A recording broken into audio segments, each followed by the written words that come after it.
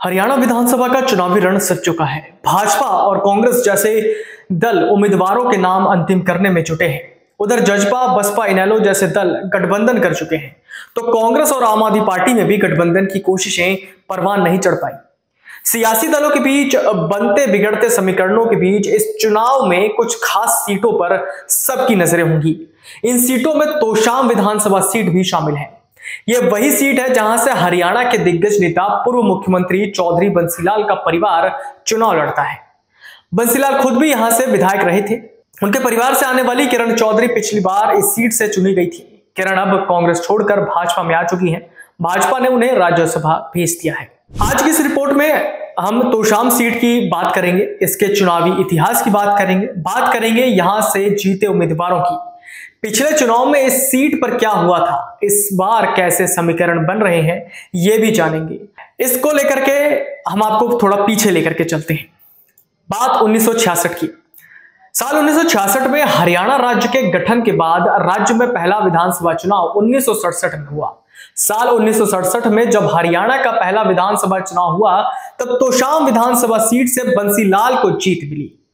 Congress party के उम्मीदवार के रूप में उतरे बंसीलाल ने संगठा सोशलिस्ट पार्टी के MRD राम को 5369 मतों से शिकस्त दी। हरियाणा में 1967 के बाद अगला विधानसभा चुनाव अगले ही साल यानी 1968 में हुआ। इस चुनाव में भी तोशाम में कांग्रेस की तरफ से उतरे बंसीलाल को जीत मिली। कांग्रेस उम्मीदवार ने संयुक्त सोशलिस्ट पार्टी के जंगबीर सिंह को कड़े मुकाबले में 1249 मतों से हराया था।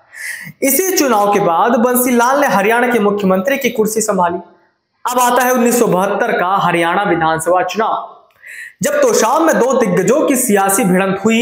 एक तरफ कांग्रेस उम्मीदवार और तत्कालीन मुख्यमंत्री बंसीलाल थे, तो दूसरी तरफ निर्दलीय उम्मीदवार के तौर पर उतरे कांग्रेस के ही पूर्व नेता देवीलाल थे।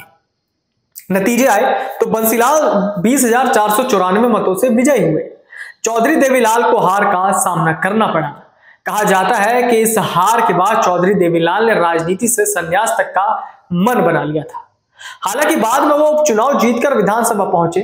साल 1977 आपातकाल के बाद हरियाणा में विधानसभा चुनाव होते हैं। इस चुनाव में तोशाम में मुकाबला दो निर्दलीय उम्मीदवारों के बीच हुआ। यहां सुंदर सिंह ने दूसरे निर्दलीय उम्मीदवार जंगबीर सिंह को 2174 मतों से शिकस्त दी। 1977 के इस चुनाव में बंसीलाल विधानसभा की जगह भिवानी से लोकसभा का चुनाव लड़े। लोकसभा चुनाव में उन्हें लोकदल की चंद्रवती ने शिकस्त दी। 1982 में हुए चुनाव में भी तोशाम से कांग्रेस के उम्मीदवार सुरेंद्र सिंह को जीत मिली। सुरेंद्र सिंह ने लोकदल के टिकट पर उतरे ओम प्रकाश को 25,628 वोट से हराया। सुरेंद्र सिंह बंसीलाल के बेटे थे। बंसीलाल जब केंद्र की राजनीति में सक्रिय हुए तो उन्होंने अपनी विरासत बेटे सुरेंद्र को सौंप दी। हालांकि विधानसभा का कार्यकाल पूरा होते बंसीलाल की हरियाणा प्रदेश की राजनीति में फिर से एंट्री हुई। जून 1986 में उन्होंने एक बार फिर राज्य के मुख्यमंत्री के तौर पर शपथ ली। उनके बेटे सुरेंद्र ने पिता के लिए सीट खाली की और उपचुनाव में तोशाम से जीतकर बंसीलाल फिर से विधायक बने। पिता के लिए सीट खाली करने वाले सुरेंद्र राज्यसभा भेज दिए गए। चुनाव से एक साल पहले मुख्यमंत्री बदलने का दाव भी कांग्रेस के काम नहीं आया और 1987 के चुनाव में हार का सामना करना पड़ा। हार भी ऐसी कि सत्ताधारी पार्टी महज 5 सीटों पर सिमट गई। साल 1987 के इस विधानसभा चुनाव में तोशाम से भी कांग्रेस को हार का सामना करना पड़ा। तत्कालीन मुख्यमंत्री बंसीलाल अपनी सीट नहीं बचा सके। महज कुछ महीने पहले जीते बंसीलाल को लोकदल के प्रत्याशी धर्मवीर सिंह ने 2186 वोटों से हरा दिया। हालांकि मतगणना के दौरान हुई हिंसा की वजह से इस परिणाम को कोर्ट में चुनौती दी गई। बाद में यह चुनाव उच्च न्यायालय ने रद्द कर दिया। इसके साथ शुरू हुआ धर्मवीर सिंह और बंसीलाल परिवार के बीच चुनावी अदावत का सिलसिला। विधानसभा से लेकर लोकसभा तक के चुनाव में धर्मवीर सिंह और बंसीलाल का परिवार आमने सामने होते रहे।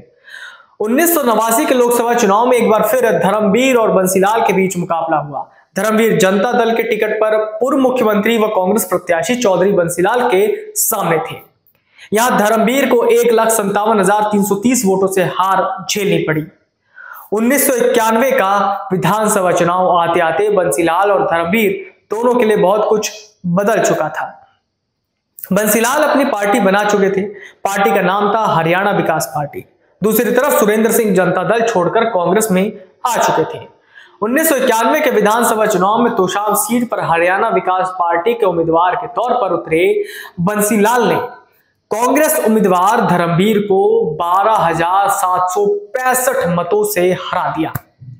1996 के विधानसभा चुनाव में तोशाम में एक बार फिर बंसीलाल को सफलता मिली। इस बार भी उन्होंने कांग्रेस के धर्मवीर को 12,802 मतों से हरा दिया। 1996 के बाद हरियाणा में अगले विधानसभा चुनाव 2000 में हुए। एक बार फिर कांग्रेस के टिकट पर धर्मवीर मैदान में थे। उनके सामने हरियाणा विकास पार्टी की ओर से सुरेंद्र सिंह उतरे। सुरेंद्र यानी बंसीलाल के छोटे बेटे को इस चुनाव में शिकस्त मिली।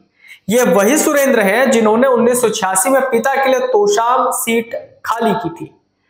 2000 के विधानसभा चुनाव में कांग्रेस के धर्मवीर ने हरियाणा विकास पार्टी के सुरेंद्र सिंह को 20,797 वोटों से शिकस्त दी। 2005 का विधानसभा चुनाव आते आते तोशाम और बंसीलाल परिवार की राजनीति में फिर से बड़े बदलाव आ चुके थे। बंसीलाल की पार्टी हरियाणा विकास पार्टी का कांग्रेस में विलय हो चुका था। एक बार फिर तोशाम से बंसीलाल के बेटे सुरेंद्र सिंह को कांग्रेस ने टिकट दिया। वहीं धर्मवीर को कांग्रेस ने बाढ़डा से टिकट दिया। धर्मवीर ने बाढ़डा से इनेलो उम्मीदवार रणवीर सिंह को 17,236 वोट से हराया और लगातार दूसरी बार विधानसभा पहुंचे। 2005 में तोशाम से जीते सुरेंद्र सिंह भूपेंद्र हुड्डा सरकार में कृषि मंत्री बने। सुरेंद्र सिंह को मंत्री बने महीने भर भी नहीं हुए थे कि 31 मार्च 2005 को एक हेलीकॉप्टर क्रैश में उनकी मौत हो गई। इस हादसे में हरियाणा सरकार के एक और मंत्री और मशहूर उद्योगपति ओपी जिंदल का भी निधन हो गया था। सुरेंद्र सिंह के निधन के बाद तोशाम सीट पर एक बार फिर उपचुनाव हुआ। इस उपचुनाव में सुरेंद्र सिंह की पत्नी किरण चौधरी यहां से जीतकर विधानसभा पहुंची। 2005 के बाद हरियाणा में अगले विधानसभा चुनाव 2009 में हुए। इस चुनाव में कांग्रेस की तरफ से किरण चौधरी को एक बार फिर टिकट दिया गया।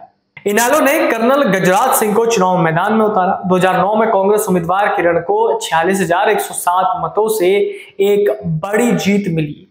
इसके बाद 2014 में तोशाम की सियासी लड़ाई एक बार फिर किरण चौधरी के नाम रही।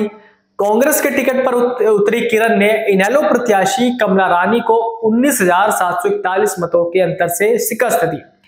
2019 के विधानसभा चुनाव में तोशाम का मुकाबला और कांग्रेस और भाजपा के बीच हुआ।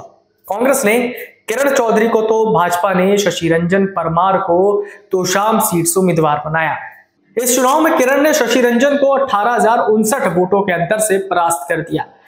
कांग्रेस प्रत्याशी को 72,699 जबकि भाजपा प्रत्याशी को 54,640 वोट मिले। अब बात 2024 के चुनाव की कर लेते हैं। हरियाणा की तोशाम सीट पर मुकाबला दिलचस्प हो गया है। पिछली बार की विधायक किरण चौधरी कांग्रेस छोड़कर भाजपा में शामिल हो गई। हाल ही में किरण हरियाणा से भाजपा की राज्यसभा के लिए निर्विरोध निर्वाचित हुई हैं।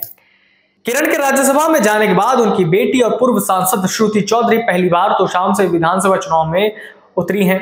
भिवानी महेंद्रगढ़ लोकसभा क्षेत्र से पूर्व सांसद श्रुति चौधरी ने एक निजी चैनल को दिए साक्षात्कार में कहा था, मैं तोशाम से चुनाव लड़ना चाहती हूं। मैं पूर्व मुख्यमंत्री चौधरी बंसीलाल की सोच को आगे लेकर जाना चाहती हूं। वहीं कांग्रेस ने अनिरुद्ध चौधरी को टिकट दिया है। अनिरुद्ध चौधरी का यह पहला चुनाव होगा। अनिरुद्ध भी बंसीलाल के पोते हैं। अनिरुद्ध के पिता रणवीर महिंद्रा बीसीसीआई के पूर्व अध्यक्ष रह चुके हैं, यानी चचेरे भाई बहन इस चुनाव में आमने सामने होंगे। हालांकि यह पहला मौका नहीं होगा जब बंसीलाल परिवार के 2 सदस्य आमने सामने हैं। इससे पहले भी बंसीलाल परिवार के 2 सदस्य चुनावी अखाड़े में आमने सामने आ चुके हैं। दरअसल बात 1998 के लोकसभा चुनाव की है। बंसीलाल और उनके छोटे बेटे सुरेंद्र सिंह हरियाणा विकास पार्टी चला रहे थे, जबकि बंसीलाल के बड़े बेटे रणवीर महिंद्रा उस वक्त भी कांग्रेस में थे। 1998 के लोकसभा चुनाव के दौरान भिवानी लोकसभा सीट से सुरेंद्र सिंह हरियाणा विकास पार्टी के टिकट पर मैदान में उतरे।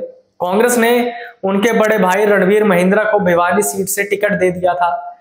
आमने सामने की लड़ाई में जीत सुरेंद्र सिंह को मिली थी। रणवीर महिंद्रा तीसरे स्थान पर खिसक गए, जबकि देवीलाल के पोते अजय सिंह चौटाला इस चुनाव में दूसरे नंबर पर रहे थे। अब तोशाम सीट पर अनिरुद्ध चौधरी और श्रुति चौधरी आमने सामने हैं और ये मुकाबला भी दिलचस्प होगा। जिस तरह से हमने इस पूरे ऐतिहासिक सीट को लेकर के देखा जाए तो इस सीट का पूरा इतिहास हमने जाना कि कौन किस सीट पर किस समय चुनाव हुए और कौन जीता, और मतलब एक तरह से एक ही परिवार के 2 लोग आमने सामने हैं।